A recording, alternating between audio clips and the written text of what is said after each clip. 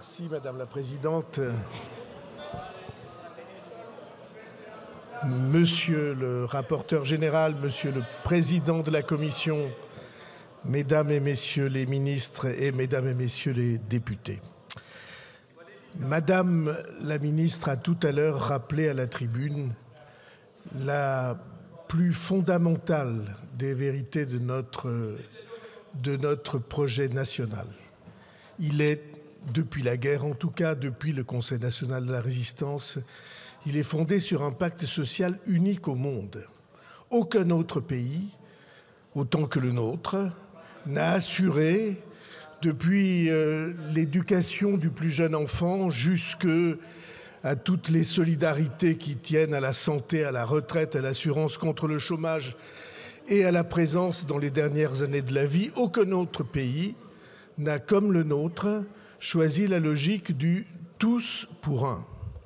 Tous les autres pays ont en grande partie ou en totalité fondé leur pacte social sur la logique du « chacun pour soi ». Chacun pour soi-même, chacun pour sa famille, chacun pour les siens, chacun pour l'éducation de ses enfants, chacun pour l'assurance sociale, chacun pour la retraite. Donc cette volonté de faire qu'aucun d'entre nous ne se retrouve abandonné à aucun des moments de la vie, cette volonté-là, elle se résume dans le budget dont nous allons examiner la première partie. Et ce budget a eu, c'est vrai, cette année, une histoire particulièrement difficile, complexe, tourmentée. Cette histoire a commencé, semble-t-il, heureusement, avec une commission mixte paritaire conclusive au mois de novembre dernier, et puis une motion de censure, principalement due à une indexation seulement partielle des retraites. Et il a fallu reprendre l'ouvrage, le remettre sur le métier. Et ça a donné lieu, je dois le dire, ça a été souligné et par le rapporteur et par le président de la commission et par vous, Madame la ministre, ça a donné lieu à des débats particulièrement ressentis comme particulièrement fructueux et sereins. J'ai entendu des jugements positifs sur l'ensemble de ces bancs, majorité comme opposition.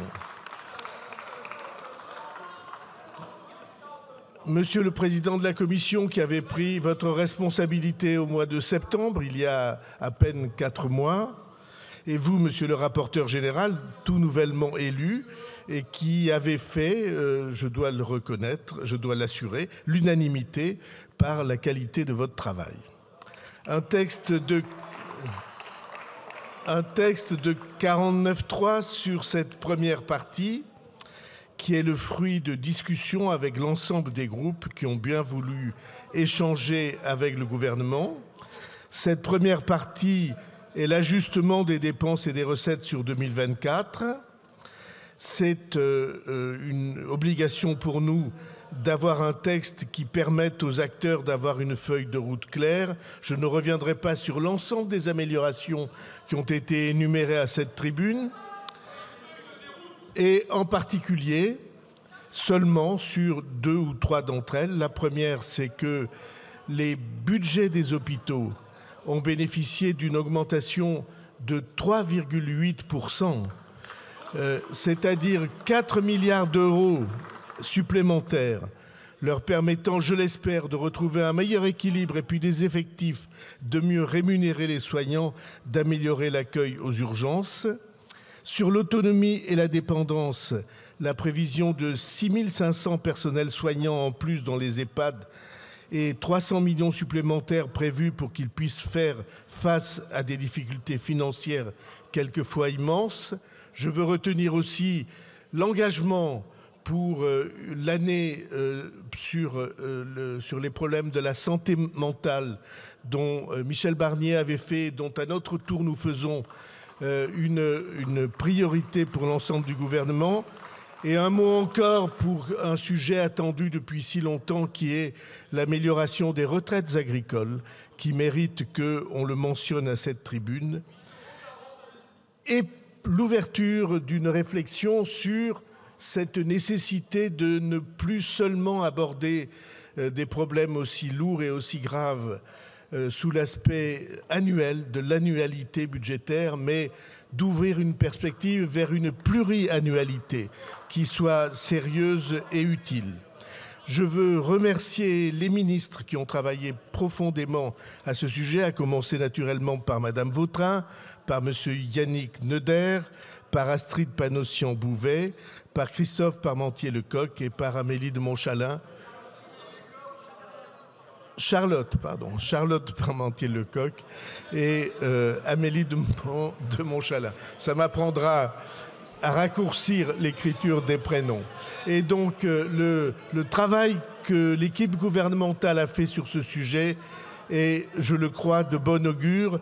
Et il a été signalé par beaucoup des intervenants, beaucoup des participants, quel que soit leur bord ou quels que soient les groupes auxquels ils appartiennent, sur ce budget. C'est pourquoi, sur le fondement de l'article 49, alinéa 3 de la Constitution,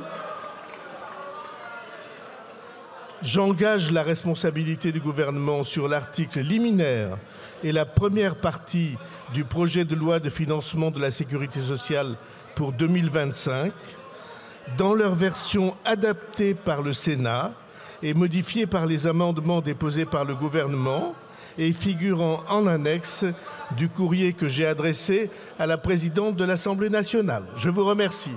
Merci beaucoup, Monsieur le Premier ministre. L'Assemblée nationale prend acte de l'engagement